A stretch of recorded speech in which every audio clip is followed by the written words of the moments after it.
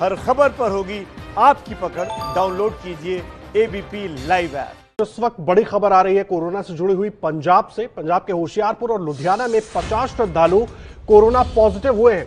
होशियारपुर में 32 और लुधियाना में 18 श्रद्धालुओं की रिपोर्ट कोरोना पॉजिटिव आई है। पंजाब का आंकड़ा अब 741 हो गया है। इसमें से 351 श्रद्धालु हैं।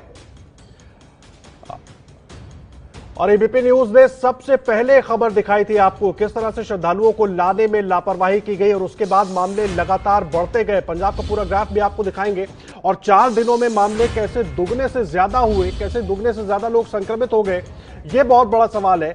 जिस वक्त पूरी कवायद चल रही थी तब पंजाब सरकार की तरफ से बहुत सारी बातें की गई, लेकिन असल में लापरवाही किस तरह से हुई और मामले किस तरह से बढ़े, लगातार आपका अपना चैनल एबीपी न्यूज इस पर सवाल उठाता रहा है, इस पर जवाब मांगता रहा है। और अब मामले एक के बाद एक फिर बढ़ते हुए नजर आ रहे हैं और बहुत तेजी से मामले बढ़ते हुए नजर आ रहे हैं।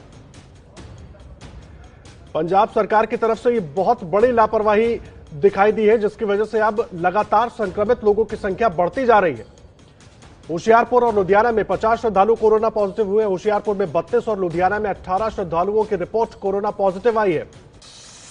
और पंजाब का आंकड़ा अब 741 हुआ है। इसमें से 351 श्रद्धालु हैं। और लगातार देखिए अब चौथे दिन में दुगने से ज्यादा संक्रमित मामले वहां पर हो गए हैं। और बार बार केवल बातें होती रही पंजाब सरकार की तरफ से, लेकिन एबीपी न्यूज जब जवाब मांगता है तो उनके जवाब नहीं मिल पाते। इतनी बड़ी लापरवाही की गई और उस लापरवाही का खामियाजा अब तमाम लोग भुगत रहे हैं और कोरोना संक्रमण के मामले लगातार बढ़ते हुए दिखाई दे रहे हैं। उन पर अब लगाम लगती नहीं दिख रही है। और उसके बाद भी अभी तक सरकार की तरफ से कोई ऐसा संतोष करने वाला जवाब नहीं दिया गया कि वो क्या कदम उठा रहे हैं ताकि मामलों को अब कंटेन किया जा सके, इतनी तेज गति से ना बढ़े। क्योंकि जिनकी जिनकी जांच रिपोर्ट आ रही है ज्यादातर लोग उसमें से संक्रमित ही हो रहे हैं। और पूरी जानकारी के लिए रुक करेंगे जगविंदर पटियाल का, हमारे कार्यकारी संपादक हमारे साथ मौजूद है। जगविंदर, मुझे एक बात बताइए, एबीपी न्यूज ने जब बार बार सवाल खड़े किए तब तो सरकार जागी, लेकिन लापरवाही इतनी बड़ी कि अब कंट्रोल नहीं हो रही। देखिए, पूरी सरकार इस पूरे मामले में फंस गई है, उलझ गई है, एक्सपोज हो गई है। कदम दर कदम ऐसी चीजें सामने आ रही हैं जिसमें यह पता लग रहा है कि नांदेड़ साहब से श्रद्धालुओं को वापस लाने के लिए कैप्टन साहब ने हल्ला तो केंद्र से लेकर महाराष्ट्र तक खूब मचाया, लेकिन उनको और उनकी टीम को जो प्लानिंग करनी चाहिए थी, जो फॉरवर्ड प्लानिंग करनी चाहिए थी कि श्रद्धालुओं को कैसे लाना है, किस रास्ते से लाना है, कहां लाना है, किस माध्यम से लाना है, कहां उनका टेस्ट होगा, कहां पर उनको रखा जाएगा, इन तमाम चीजों पर एक बहुत बड़ा फेलियर सामने आया है। और ये साफ लगता है कि मुख्यमंत्री ऑफिस से लेकर हेल्थ मिनिस्ट्री से लेकर जिला प्रशासन तक किसी को ये क्लियर कट गाइडलाइंस या ये डायरेक्शन नहीं थी कि किसको क्या करना है। इसी के चलते श्रद्धालु जिस तरह से आए वो बिल्कुल लावारिस भगवान के भरोसे आए, ड्राइवर कंडक्टर के भरोसे आए।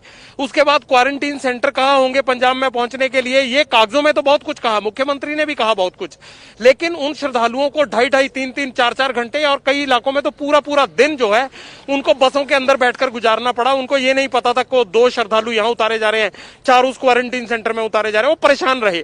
जो 1.5 महीने से आदमी वहां था वो और परेशान हो गया यहां आकर। उसके बाद क्या हुआ कि जिला प्रशासन को ये क्लैरिटी ही नहीं थी कि किस क्वारंटीन सेंटर में कितनी बसें आएंगी, किसको कहां भेजना है। और जिला प्रशासन को यह आदेश तब जारी किए जाते हैं जब श्रद्धालु पहुंच चुके थे, यानी पहुंचने के बाद आदेश आते हैं कि इनका करना क्या है। तो एक बहुत बड़ा मैसअप हुआ है पंजाब में, जिसकी वजह से जो 300 का आंकड़ा 1-1.5 महीना तक रहा वो पिछले 5 दिन में अब 750 पहुंच गया है। और इस 750 में अब तक 350 श्रद्धालु हैं। और उन श्रद्धालुओं में से जो नांदेड़ से आए हैं उनमें से अभी मेरे को ये कहना मतलब गलत नहीं लगेगा कि हजारों का, तकरीबन 1,500-2 हजार आदमी की रिपोर्ट और टेस्ट होना अभी बाकी है।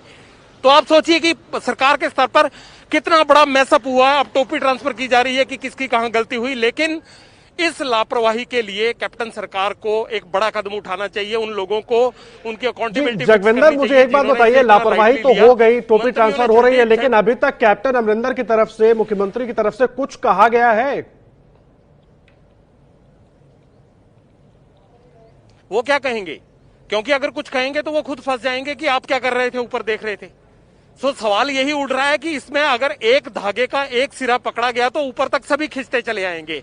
अगर मान लीजिए हेल्थ मिनिस्ट्री ने दिख रहा है कि लापरवाही की, देरी से ऑर्डर जारी किए, लोग पहले ही पहुंच चुके थे, पर कैप्टन अमरिंदर सिंह तो खुद 26 तारीख को कह रहे हैं कि हमने घर जी। घर पहुंचा दिया अमृतसर में लोगों को। तो पहली गलती तो उनकी हो गई, वो खुद ही कह रहे हैं कि घर घर पहुंचा दिया, तो इसका मतलब उनका टेस्ट करना जरूरी नहीं था, जी। स्क्रीनिंग काफी थी। अगर स्क्रीनिंग काफी थी तो अब इतने सैकड़ों लोग कैसे, लेकिन जवाब तो देना होगा जजेंद्र, आज नहीं तो कल कैप्टन साहब को जवाब देना होगा, बताना होगा कि आखिर इतनी बड़ी लापरवाही हो किस तरीके से गई। बहुत शुक्रिया आपका इस पूरी जानकारी के लिए।